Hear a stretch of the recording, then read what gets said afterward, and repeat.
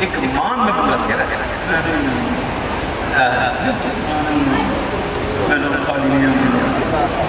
وہ تو جائے گا خالی تب نہ جب وہ بھیجیں گے خالی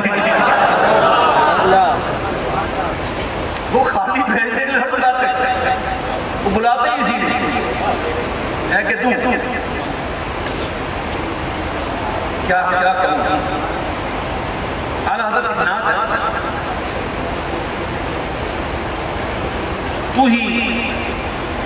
بندوں پہ کر رہا ہے تجھی پہ بھروسہ تجھی سے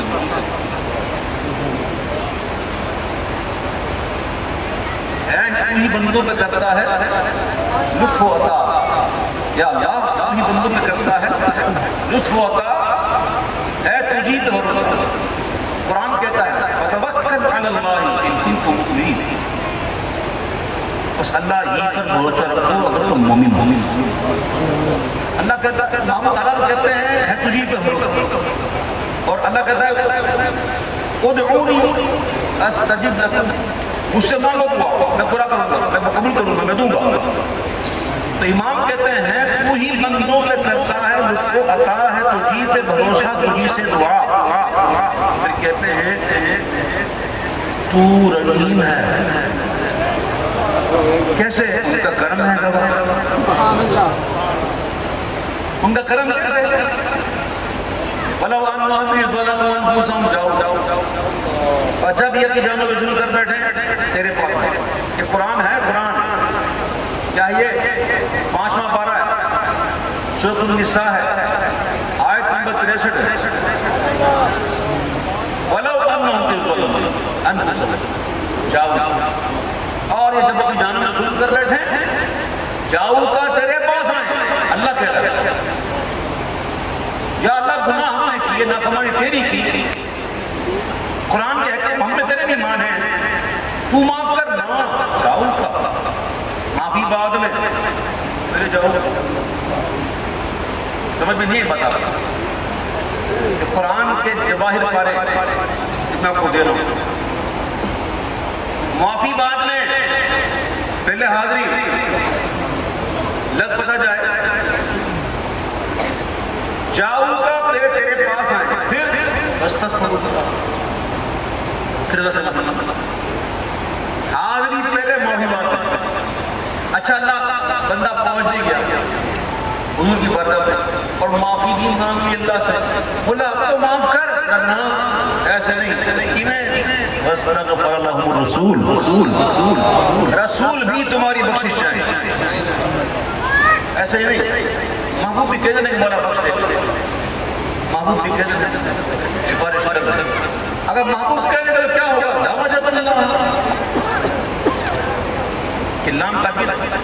لا وجد اللہ کیا مطلب محبوب نے اگر سفارش کر دی نا تو ضرور اللہ کو پانے گا ضرور اللہ کو پانے گا لا وجد اللہ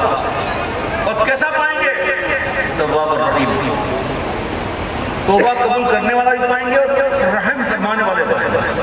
رحیم پائیں گے کب جب حضور کا کرم ہوگا تو رحیم ہے ان کا کرم ہے گواہ فَأَمَّا السَّائِلَ فَلَا تَنْهَرْ اے معبود کا کوئی مانگنے والا ہے نا کوئی بیکاری جھڑکنا دے دے معبود سے اللہ نے کہا فَأَمَّا السَّائِلَ فَلَا تَنْهَرْ جب مانگنے والا آ جائے نا معبود دے دینا جھڑکنا مت یہاں بندوں کو کہہ رہا ہے جاؤ تو ہم معبود سے کہتا ارے یہ سمجھو نا آپ خدا کے واسطے یہاں بندوں سے کہہ رہا ہے میرے معبود کے پاس جاؤ وہاں سے صرف کرم کی بھیک مانگو